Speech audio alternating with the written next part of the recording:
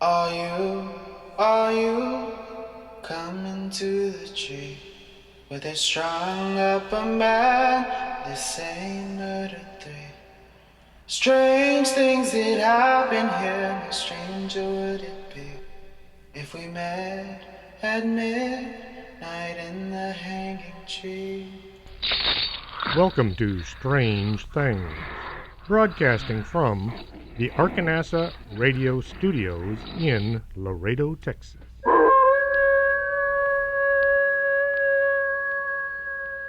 And welcome to the show. I'm your host, Chris James. And once again, I was having all kinds of problems with the computer trying to get this show going.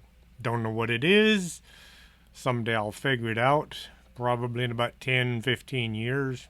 Until then, I'll just keep doing what I do and hopefully getting this show out. Tonight, we're going to be talking about levitation. Bill Lahr suggested this show, and so I finally am getting around to getting to another one of his suggestions. I get show ideas from listeners all the time. I have this list, and I put them down. It's on my computer, and it's called Show Ideas. Then sometimes I forget to check it. Some of the show ideas wind up coming out a year after I get them. Sometimes I will think of doing a show on a subject out of the blue. Something I heard on another show, or maybe something I ate. Levitation, or transvection, is the rising of a human body or other object into the air by mystical means or meditation. Some parapsychology and religious believers interpret levitation as the result of supernatural action of psychic power or spiritual energy. Mainstream science says it's all bunk. They never look into reports of levitation, but they know it isn't real. They know because somebody told them, and so they don't have to look into it. Isn't science all about looking into unexplained things? But I guess the new science is more like just looking into things they've already looked into. You don't want to look bad to your peers. They might say something about you. The first time I saw the movie The Exorcist and Linda Blair came up off of her bed, I was stunned. How did they get that to work on camera? Of course, the studios came out with all kinds of reasons why they weren't going to tell us. Yes, it was just a trick of the camera. Then there are times something like this took place and it wasn't a trick.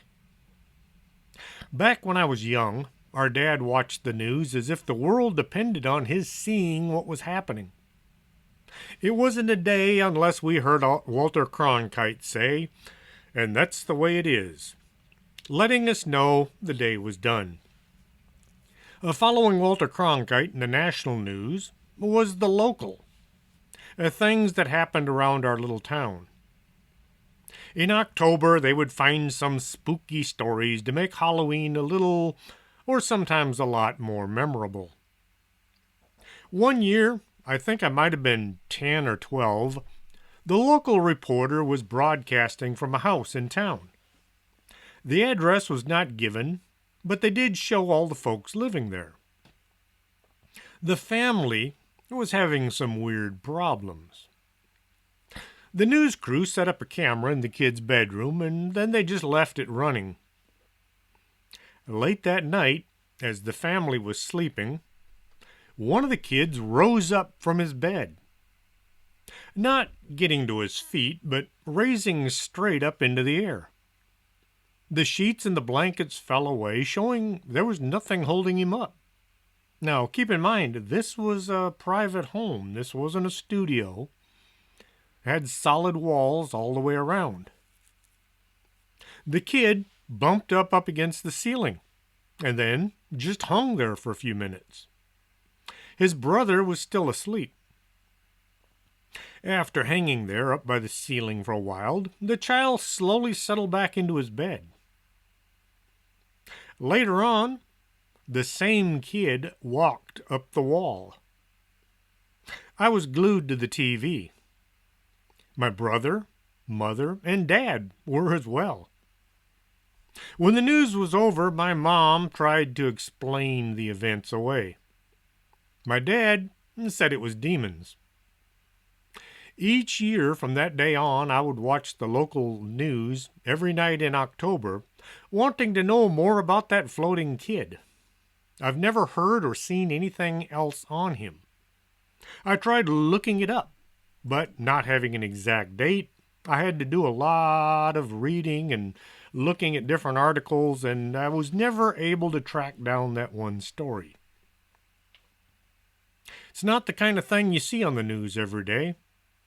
I almost forgot about the incident up until I heard about the things going on in Gary, Indiana.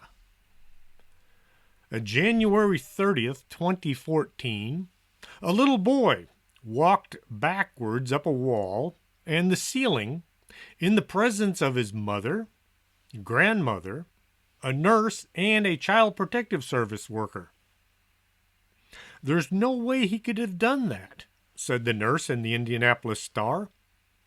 The actions are attributed to a demon possession due to a spirit that had been inhabiting the home of the 32-year-old mother.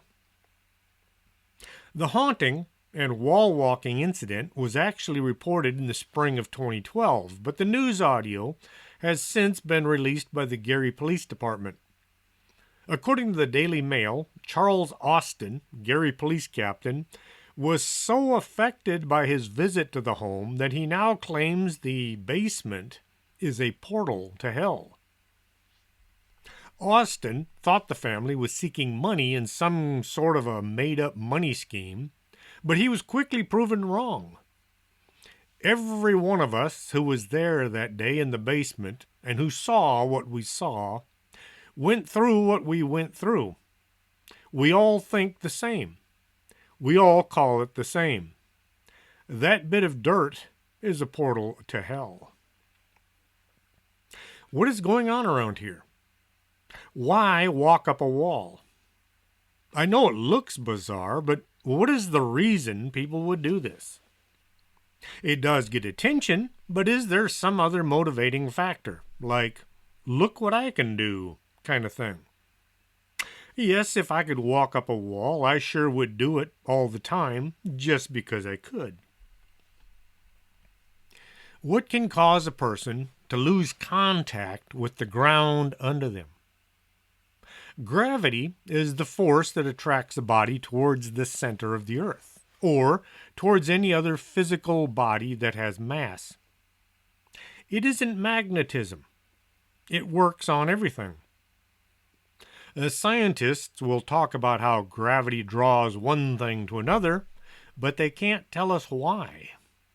Just ask them to explain gravity, and they'll change the subject. Physicists think about gravity a lot.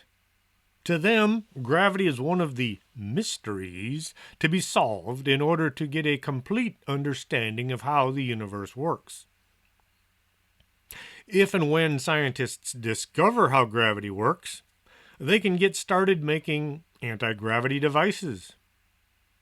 There are probably anti-gravity craft out at Area 51, but we'll never get to use them. National security and all. If we had flying cars, how would you keep people from flying in and out of other countries? The Customs and the DEA would go nuts trying to do their jobs. An anti-gravity device is one thing, but how does a person suddenly lose weight? How can people just lift up into the air? Francisco Forgione was born May 25, 1887. His folks, Gracio and Maria, were a couple of peasants who worked their farm. They lived in Benvenuto province in a town named Pietrolcina. Boy, these Italian names. Pietrolcina. Too many vowels, unlike some countries that don't have enough vowels. He was baptized in the nearby Santa Anna Chapel, which stands on the wall of a castle. Every castle. Aye, that's that woman wanting me to go on a vacation again. I think she calls herself Ashley, but it's just a computer. It starts out the same way every time. Hi, how are you doing? This is Ashley. Blah blah blah. I hang up on them about 3-4 times a day. I've tried pressing 9 to be taken off our do not call list. I've pressed 9 a dozen times. They still call. It's kind of like the guys from Google who call 4 or 5 times a day wanting to know why my business isn't listed with Google. And I keep trying to tell them I don't have a business. But they don't listen. Anyway, where was I? Oh, yes, the chapel was built on the wall of the castle. See, back when they were building castles all over the place, every place had a chapel where you could go and seek refuge, which was a good idea when the enemy were bombarding your town. But the chapel was usually built right in the heart of the castle. But Santa Anna Chapel was built right on the wall, so it kind of stuck out into the middle of nowhere. Well, Francesco served as an altar boy in this chapel. He had an older brother, Michelle, and 3 young sisters, Felicita, Pellegrina, and Grazia. Grazia would later go on to become a Brigittine nun. When Francesco was baptized, he was given his name. He stated that by the time he was 5 years old, he'd already made the decision to dedicate his entire life to God. He worked the land with his parents up until he was 10 years old, looking after a small flock of sheep. As a youth, Francesco reported that he had experienced heavenly visions and ecstasies. Religious ecstasy is a type of altered state of consciousness characterized by greatly reduced external awareness and expanded interior mental and spiritual awareness, frequently accompanied by visions and emotional and sometimes physical euphoria. If this were to happen in a school today, the kid would be hustled off to some psychiatrist's office and he'd be given ADHD drugs for the rest of his time in school. 1897, after he'd completed 3 years in public school, Francesco was drawn to the life of a friar after listening to a young Capuchin monk who was in the area seeking donations. For those of you that didn't know it, Cappuccino is named after the Capuchin monks because the color of their habits. The coffee is kind of the same blend of brown. When Francesco expressed his desire to his parents, they made a trip to Morcone, 13 miles north of their town, to find out if their son was eligible to enter the order. The friars there informed them that they were interested in accepting Francesco into their community, but he needed to be better educated.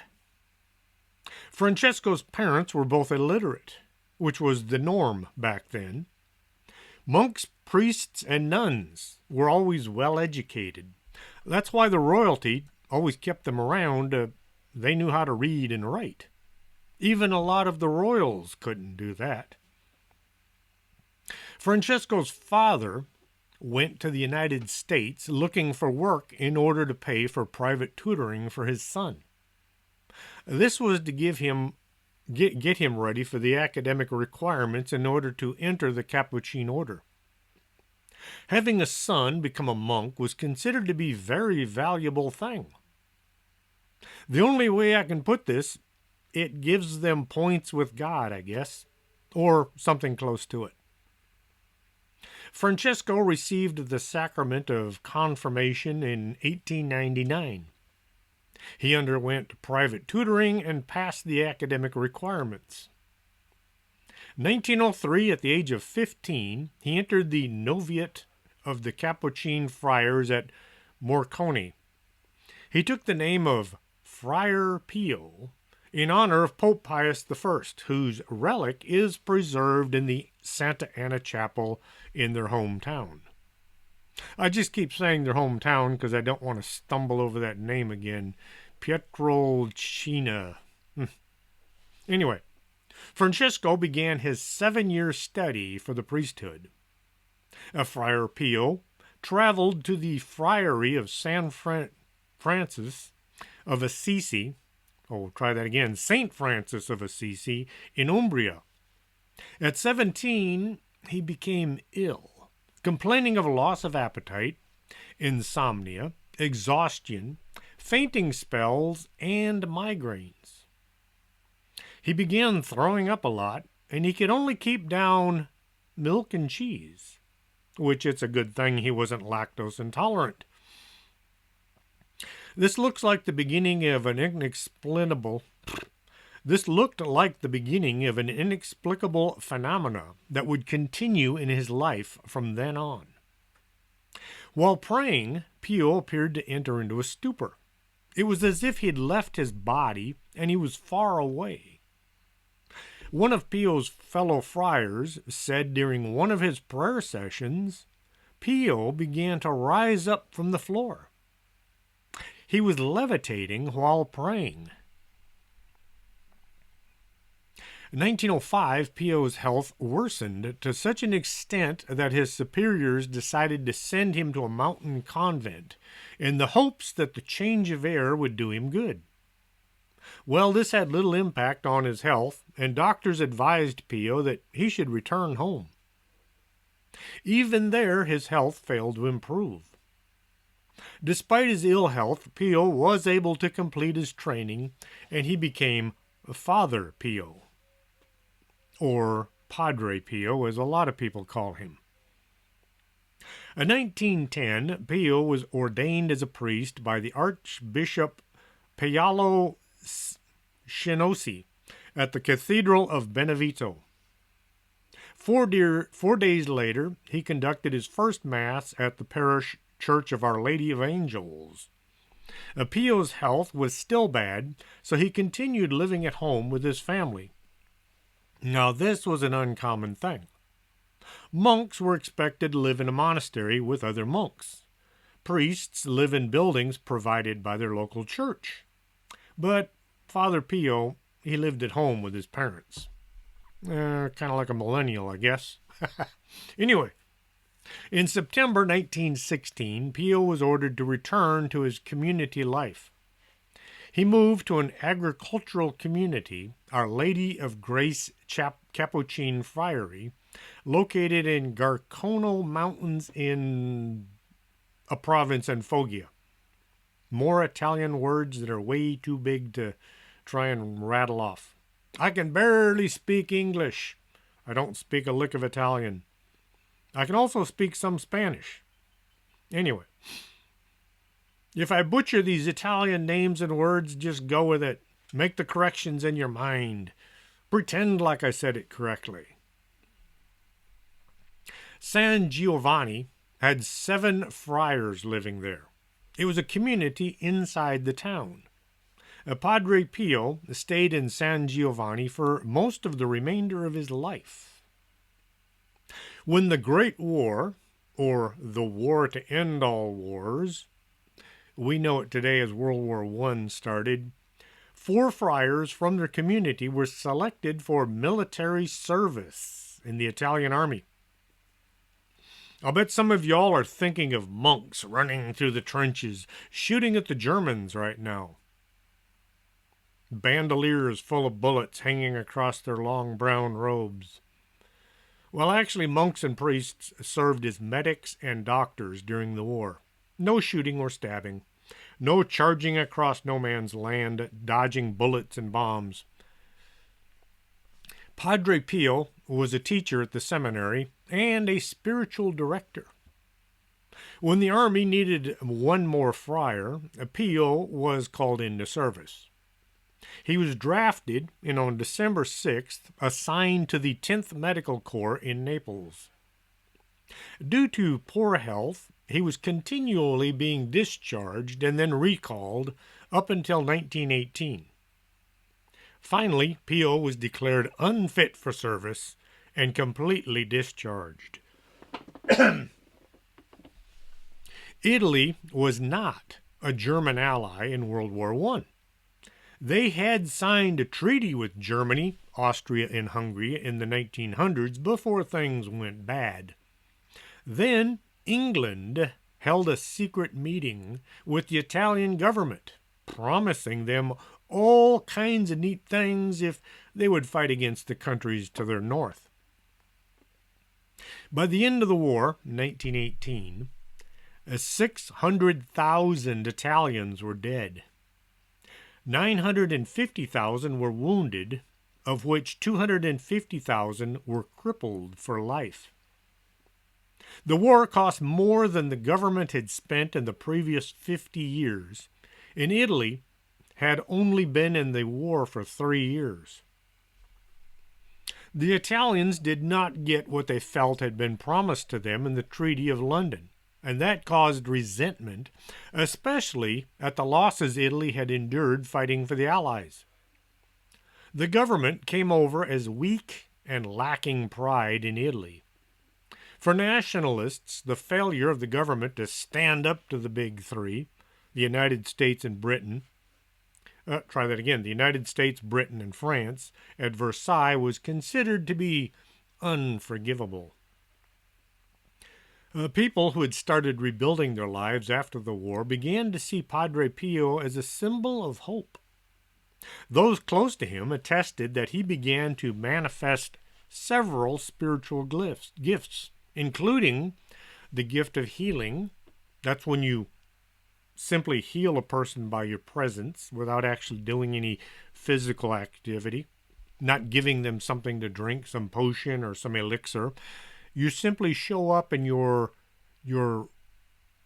location, your availability causes the person to heal. Kings are supposed to have this ability, but they don't. He also began to show signs of bilocation, being in more than one place at one time. Levitation, prophecy, miracles, extraordinary abstinence from both sleep and nourishment. One account states that Padre Pio went for 20 days without eating.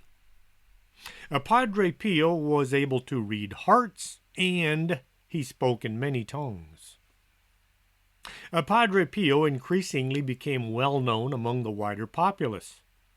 He became a spiritual director, and he developed 5 rules for spiritual growth: weekly confession, daily communion, spiritual reading, meditation, and examination of conscience.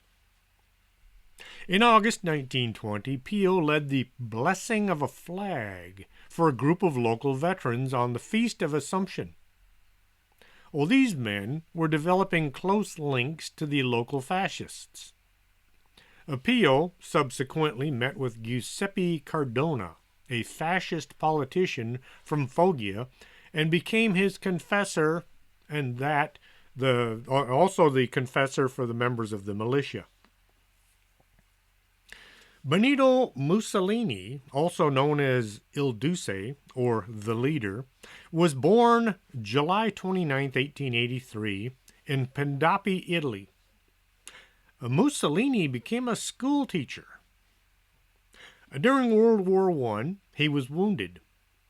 This caused him to reconsider his life and where he was going. In the 1920s, Mussolini began working with the Fascist Party. Fascism. I looked the word up, and I was surprised at how most people believe that fascism is a far-right ideology. Now, everybody agrees that Hitler was a fascist. He was the head of the National Socialists. That's what Nazi means. He placed the nation over the people. He gave some of them free everything while subjecting others to horrendous persecution. Now, I'm not here to argue about what fascism means, but it is more far left than far right. Mussolini inspired Hitler to take up the mantle of fascism. Early in his priesthood, Padre Pio experienced indications of a visible stigmata, body marks, pain, and bleeding in locations corresponding to the crucifixion wounds of Jesus Christ. His popularity grew as fast as his list of enemies.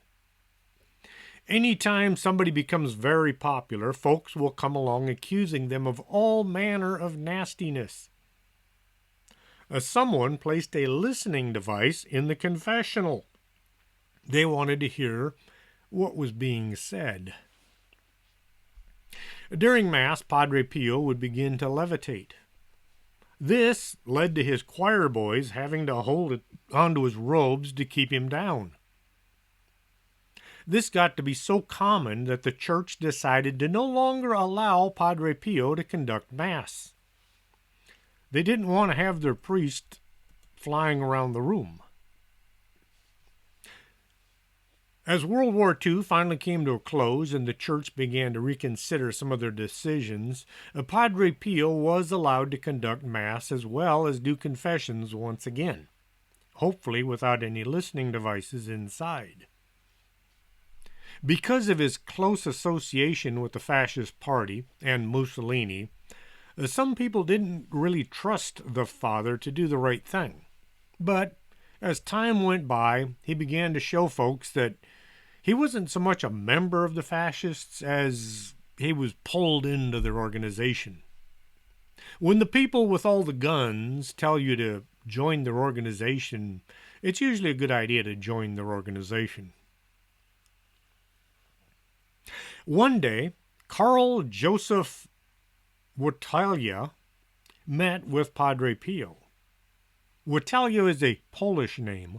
Once again, I don't speak Polish, so I'm guessing as to how it's pronounced. Wojtyla. Oh, and the L has a little slash mark across it to show that it's special or something. Well, Padre Pio and Karl discussed things to do with the church.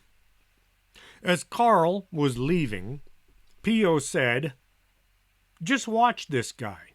Someday, he's going to be the Pope." Karl Wojtyla later became known as Pope John II. Oh, that's Pope John Paul II. Pio died in 1968 at the age of 81. There had been many investigations into his life and the stories people were telling about him. The church finally came to the conclusion that Padre Pio was in fact manifesting abilities far beyond anything normal folks could do. In 1982, the Holy See authorized the Archbishop of Manfredonia to open an investigation to determine whether Pio should be canonized. The investigation continued for 7 years. In 1990, Pio was declared a servant of God, which was the first step of the process of canonization. In 1999, on the advice of the congregation, John Paul II declared Padre Pio to be blessed. In 2004, John Paul II dedicated the sanctuary of St. Pio of Pietrelcina. Padre Pio was not the first priest to be able to levitate. Great, here we go, some more Italian names to stumble over. Joseph of Cupertino was born in the village of Cupertino. A lot of folks back then didn't really have last names. Instead, they had a first name and then whichever village they were from, like Leonardo da Vinci. Joseph was born in the Kingdom of Naples, which is now a province of Italy. His father died before he was born, and the family home was seized in order to settle large debts he had left. His mother was forced to move into a stable where Joseph was born. Born in a stable. Where have we heard that before? Joseph began to experience ecstasy visions as a child, which were to continue throughout his life and made him the object of scorn. His life was not helped by his frequent outbursts of anger. The guy had anger issues. He was soon apprenticed by his uncle to be a shoemaker. Back then, you didn't have money or land. You were sent to work at whatever job was available. If you got lucky, you might wind up working for a decent guy who would teach you how to make a good living. If you didn't get lucky, you wound up working like a slave the rest of your life for some guy that treated you worse than his livestock. Now I'm going to take a brief pause right here and play a couple of commercials and get my tongue unwrapped from the inside of my mouth. Don't go away, I'll be right back. You're listening to Arkanasa Radio.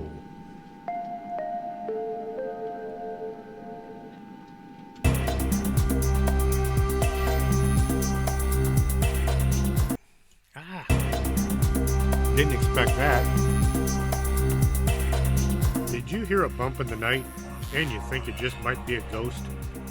Contact the Laredo Paranormal Research Society at laredoparanormal@hotmail.com. That's the LPRS for all your otherworldly needs.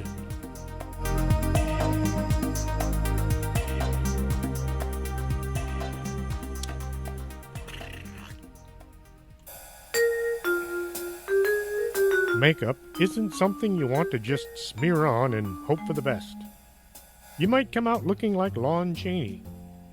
Call Lourdes James, independent beauty consultant, and get a free makeover to see how makeup should be done.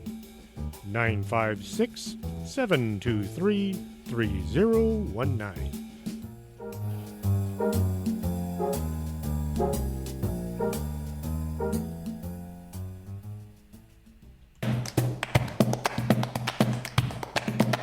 Did you go out UFO hunting and couldn't focus on the sky? Swing on by Del Norte Optical, 107 Calle Del Norte, right across from the Embassy Suites. That's not a weather balloon, that's a flying saucer.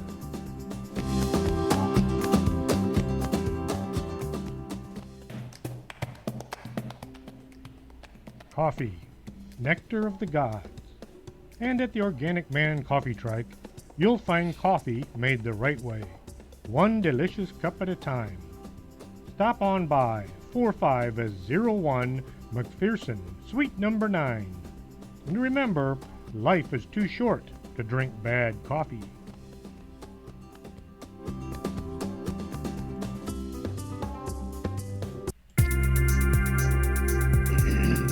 This is Arkanasa Radio you've been listening to.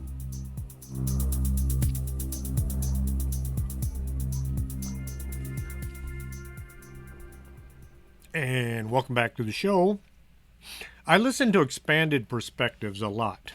I met the two guys that have the podcast in Jefferson, Texas one day, and we got to talking, and the next thing I know, Arturo is conning me into becoming a podcaster. And, well, that was 4 years ago. Anyway, Expanded Perspectives used to play music. They had lots of different songs that they would play. And the other day I was listening to them and they didn't have any music. And I was wondering, okay, what happened? They've just stopped all the music for some reason. Well, then they explained it. It has to do with YouTube, I believe. I used to get nasty grams from YouTube on occasion saying that I was performing a copyright violation, and therefore I could not receive money for my podcast, which I don't get any money from. And I could never figure out why they kept saying this. It wasn't on a regular basis. It would go a couple of months without hearing from them. Sometimes it would be every other week. And I could never quite figure out why it was that they were saying this. Then I realized it's that one commercial I play for my wife. The one with the Pink Cadillac song in it.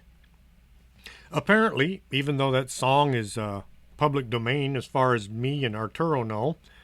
The computer that monitors all podcasts at YouTube has decided that that song shouldn't be played. The same with all the music that's played on Expanded Perspectives, even though they have permission from the songwriters to use the music. You can't reason with the computer. The computer says, no, you can't use that song because it's copywritten. And you tell the computer, look, I have permission from the guy that wrote the song. And the computer goes, you can't use that song, it's copywritten. And you show the computer, I've got this piece of paper right here that says I can use that song. And the computer says, you can't use that song, it's copywritten. It's kind of like trying to argue with your cat. It just doesn't get you anywhere. And trust me, I've tried it. Anyway, getting back to the show. Feeling drawn to the religious life, Joseph applied to the conventual Franciscan friars in 1620. His application was rejected due to his lack of education. There we go again once more. The monks want people that were smart. He then applied to the Capuchin friars in Martino, near Toronto. That's Toronto, Italy. He was finally accepted in 1620 as a lay brother. He was dismissed as his continued ecstasies made him unfit for duties required of him. You see, monks are expected to work, and if you're in some kind of a trance, well, you can't get much done. After Joseph returned to his family, he pleaded with the conventual friars near Cupertino to allow him to serve in their stables. After several years of working there, he had so impressed the friars with his devotion and simplicity of his life that he was admitted into their order. This was his next step in becoming a Catholic priest. He was finally ordained March 28, 1628. From there, he was sent to the Madonna del Grazie Gravina in Puglia, where he spent the next 15 years. It was around this time in his life that the number of ecstasies experienced began to multiply. It was said that he began to levitate while participating in Mass. This caused Joseph to gain a far-reaching reputation of holiness among the people of the region. Well, this also led to him becoming a source of displeasure in the eyes of some of his colleagues. If that priest can levitate, and that priest can't, which one do you think people are going to want to listen to? And even though priests are serving God, once in a while one or two of them do get a feeling of upper management. Anyway, they get the big head. He was deemed disruptive by his religious superiors and the church authority, and eventually he was confined to a small cell. He was forbidden from joining in any public gatherings of the community. You can't have a priest flying around the community. It looks strange. As the phenomena of flying or levitating was widely believed to be connected with witchcraft, Joseph was denounced to the Inquisition. At their command, he was transferred from one Franciscan friary in the region to another for observation. His first place of confinement was in Assisi from 1639 to 1653. Next, he was sent to Pietrorubia, followed by Fossombrone, where he lived under the supervision of the Capuchin friars. He practiced a severe asceticism throughout his life, usually eating solid food only twice a week and adding bitter powder to his meals. Ugh.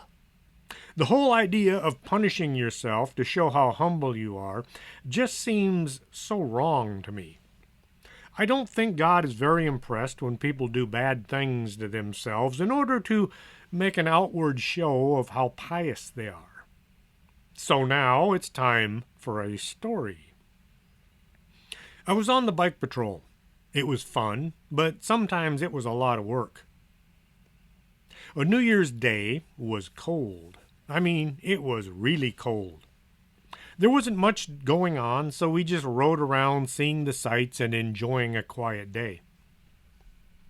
As we're passing through River Drive Mall Park, we spotted a guy standing on one of the bases of the bridge supports. He was yelling his head off for somebody to come save him.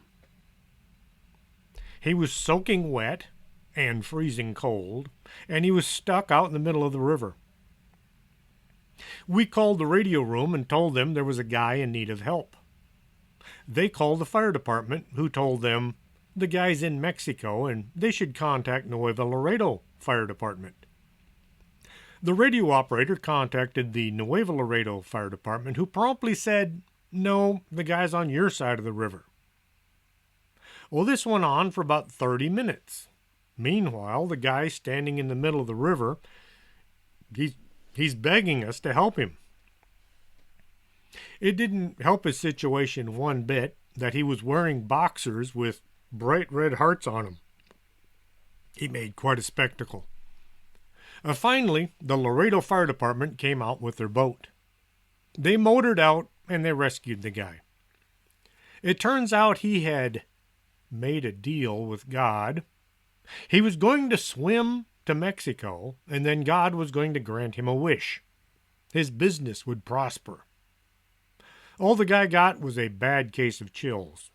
A really, really bad case of chills, and he got to show his heart-shaped underwear to us. And here's a rant of mine. We were given jackets to wear while on the bikes. These were actual bike riding jackets. They were green and they had our patches on the sleeves. Then our supervisor took them away from us. He said the weather was getting nice, so we didn't really need them anymore. It turns out every assistant chief at sector was then given a bike patrol jacket, the ones we used to have, and just then the weather got cold again. There we were riding around in the cold with no jackets. We wound up having to use regular line watch jackets that were bulky and they made riding a bike a real pain. So much for that rant. Anyway, Joseph passed 35 years of his life following this bizarre regime, eating horrible tasting food to show everybody how pious he was. Kind of like Ivan the Terrible, who used to wear a shirt made out of wool. Well, in fact, it was made out of horsehair, I believe. It was super itchy. And he wore this hair shirt all the time. And in other words, he forced himself to be itchy and scratchy for the remainder of his life because he was trying to do penance for all the people he'd murdered. But that was Ivan the Terrible. Okay, finally, in July 1657, Joseph was allowed to return to the conventual community, being sent to one in Osimo, where he soon died. There are no reports of him levitating anymore after his time in the hands of the Inquisition. Perhaps they beat it out of him. Then Joseph was finally canonized in 1767. Now these two priests were both very spiritual, and they led lives beyond anything the rest of us would be willing to go through. Over the years, as people begin looking for their path in life, charlatans begin to show up all over the place. There were folks selling themselves as being able to levitate it as a means of receiving financial support from their followers. The easiest trick was to take a photograph of themselves standing in midair. Many folks would see these images and believe they had found a true spiritual leader. Close examination of just about every one of these pictures show them to be fakes. The levitationist would be standing on a chair.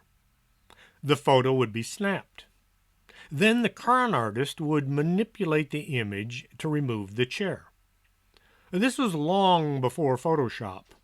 We're talking black and white images on glass negatives. They would take the photo, which would be black and white.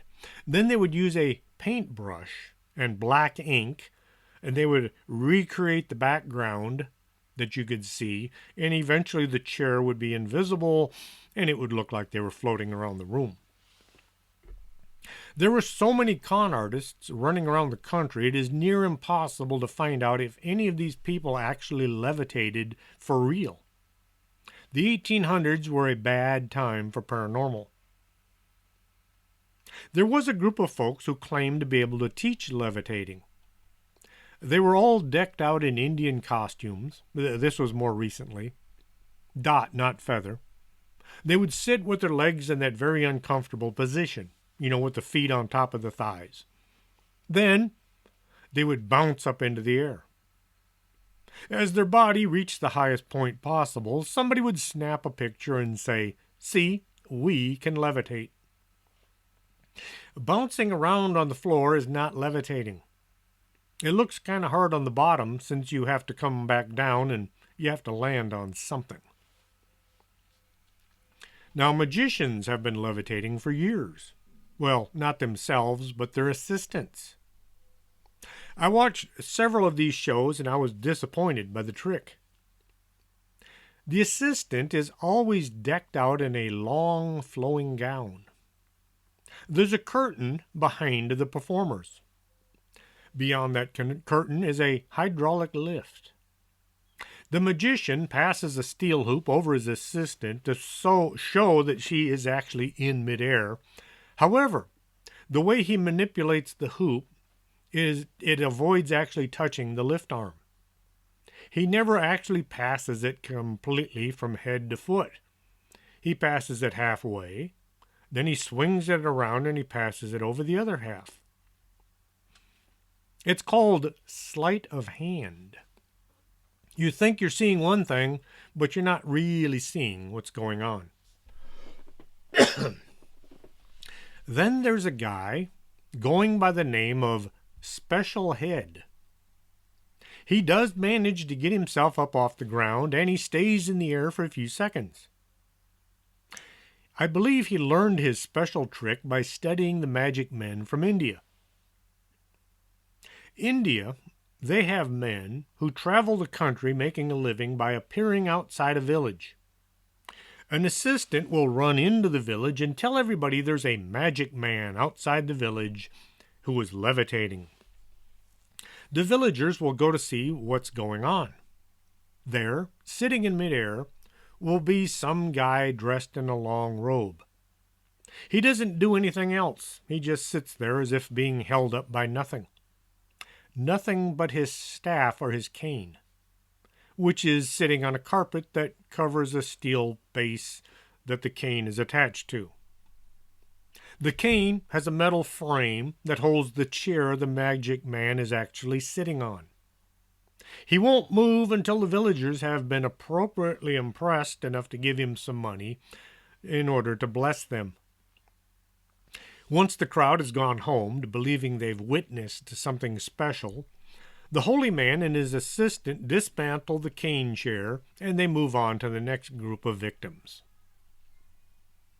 The honest folks living in India have taken it upon themselves to travel about the country teaching the villagers how the trick is done so they don't fall prey to the next not very magic holy man that comes trying to con them out of what little money they have. Now, does Special Head do this? I don't know. I tried to find out, but the few people that said they could prove he was not real didn't actually show how he was faking it. I won't say he isn't genuine, but I'm not going to give him any money either. Is it a trick? I can't say for sure. Maybe, maybe not. It's pretty impressive, though. If you want to watch him on YouTube, just type in Special Head. Quite a name. I wonder where he came up with that name. David Blaine. How do you describe this guy? I've watched dozens of his videos trying to figure out how he does what he does. At first, he would always turn his back on his audience and then only come up off the ground a few inches. It really looked as if he was lifting himself up using one foot. The shadow under his feet made this look possible. Even a little kid was able to recreate the trick. Well, then I saw Blaine come up off the ground about a foot and stay there for several seconds. You could see all the way past his feet. There was nothing there to hold him up. Is this magic or an illusion? I've seen magic tricks that, if looked at long enough, were just an illusion. One time my wife and I went to a magic show, and some guy made an F-117 jet fighter appear on stage. It looked really convincing until I tried to get a closer look. There were assistants standing around the stage, so you couldn't get too close. The plane had a flashing red light that made getting a good look really difficult. The stage all around the jet was covered in smoke, so the magic was just a bit indistinct. That flashing red light passing through the smoke really made it hard on the eyes. Personally, I don't think it was a real jet, but that's just my opinion. Why do they call it a jet fighter? If you look at the weaponry of the F-117, it carries a bunch of bombs. There's no machine guns, no air-to-air missiles, just bombs. This would make it a bomber, not a fighter. It should be called a B-117 and not an F-117. For those of you that don't know it, the B in B-17 stands for bomber, and the F stands for fighter. So, anyway, I was in a tank. We shot at everything. We didn't get paid nearly as well as the jet fighter jockeys, but at least we knew what we were doing. I watched a lot of videos of people levitating. The videos all looked just a bit contrived. I can't say for a fact that the folks doing the videos faked it. I can't say how they did it either. Some of them looked really good, and some of them looked really cheesy. If you read enough of the comments, you'll find folks who believe these people can levitate, and then there are those who say it's all fake. I've read a few where the naysayers will explain why it's fake, but they don't actually show or prove anything. I can preach on why anything is real or not, but I can't prove it. If you're going to call somebody a fake, you should back it up, or keep it to yourself. I've noticed, and so have others, that if you're going to get negative comments, it's going to be on YouTube. I wonder why. It's as if people listening on YouTube either expect the absolute best for free, or they've lost all inhibitions. Kind of like people in a bar at about 1:30 in the morning. Now, how about witches? Not the ones living here in the United States. I'm talking about the ones farther south in Mexico. If you'll recall, I did talk with Lady Beltane a while ago, and she kind of ruined all my preconceived ideas about witches. She doesn't even have a cat. Not a black cat, not a white cat, no cats at all. No, like I said, I'm talking about the witches from south of the border, like in Monterrey, Mexico.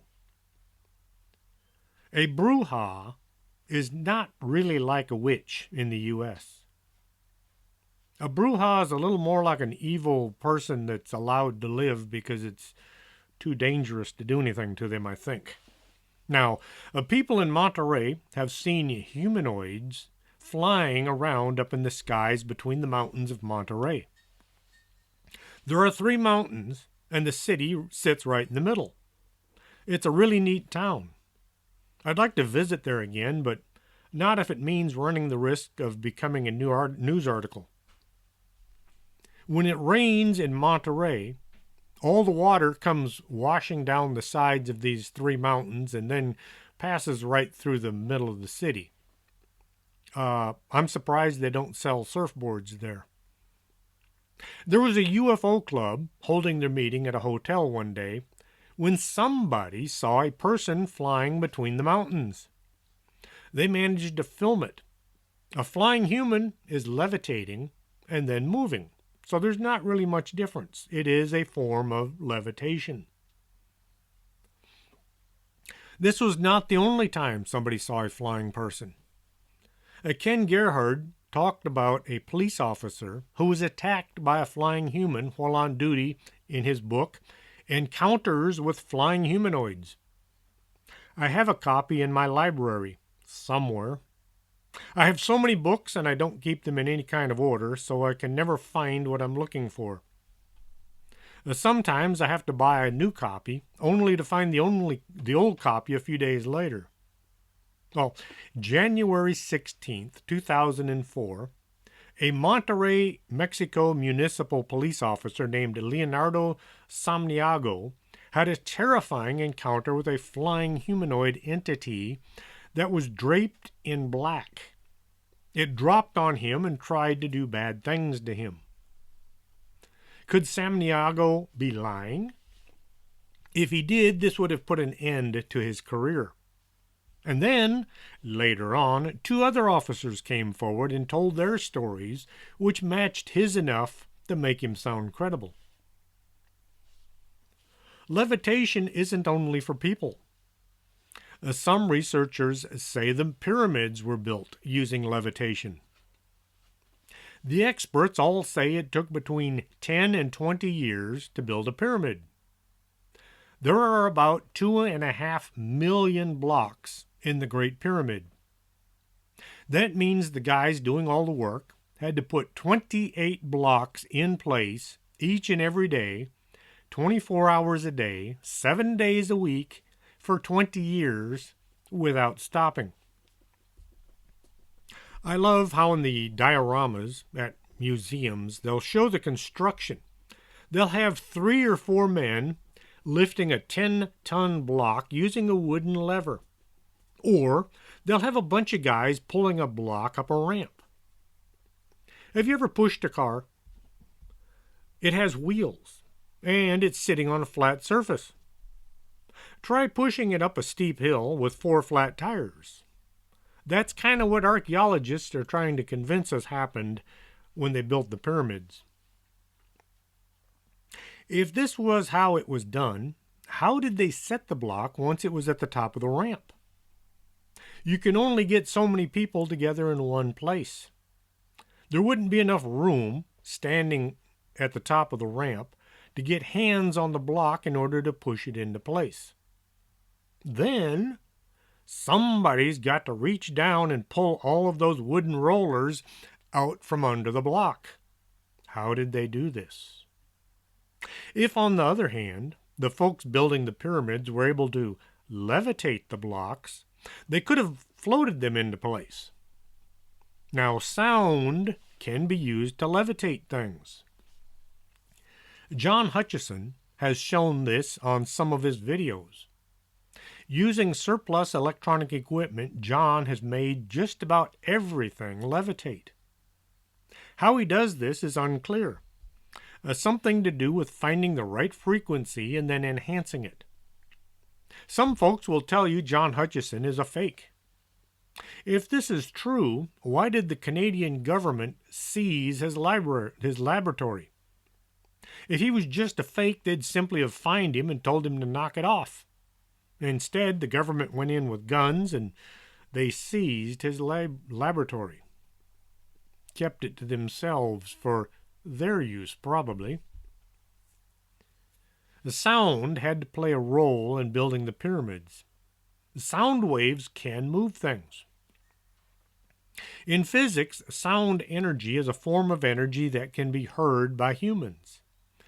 A sound is a mechanical wave, and as such consists physically in oscillatory elastic compression and oscillatory displacement of a fluid. Therefore, the medium acts as a storage for both potential and kinetic energy. That's the scientific explanation of sound.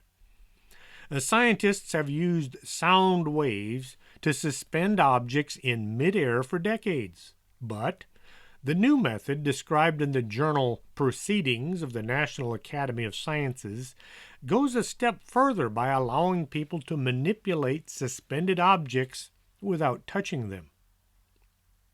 By placing an object at a certain point within a sound wave, it's possible to perfectly counteract the force of gravity with the force exerted by the sound wave, allowing an object to float in space. The system blasts sound waves at what would be an ear-splitting noise level of 160 decibels, which is about as loud as a jet taking off. The sound wave in the experiment operated at 24 kilohertz, which is just above normal hearing range for humans. Probably drives every dog in the neighborhood nuts. Today, scientists are working on moving things using sound. Is this a new idea, or was it used thousands of years ago? Surely ancient man wasn't that smart, or were they?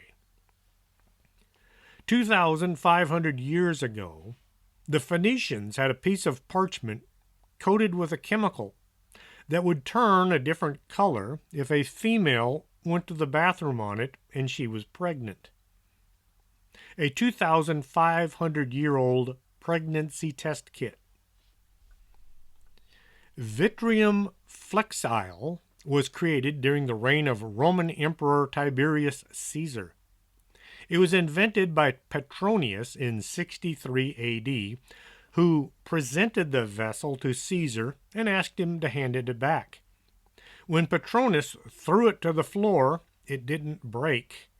It was only dented. The inventor then molded it back to its original shape. Now, keep in mind, this was a piece of glass. Not recognizing the genius, Caesar beheaded the inventor, fearing the devaluation of precious metal. A Sacsayhuaman is located in the city of Cuzco, Peru.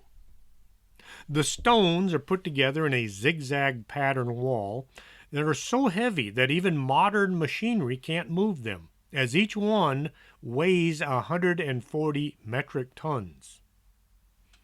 A metric ton is 2,205 pounds, or 1,000 kilograms. A kilogram is just over 2.2 pounds. Now, a traditional ton is exactly 2,000 pounds, so it's a bit lighter than a metric ton. According to researchers, the granite wall shows evidence of exposure to high temperatures, making the outside surface glassy and smooth. The builders had some advanced technological device which would melt stone, place, and then allow them to cool and harden. The wall is so compact that grass or steel can't slide between two boulders.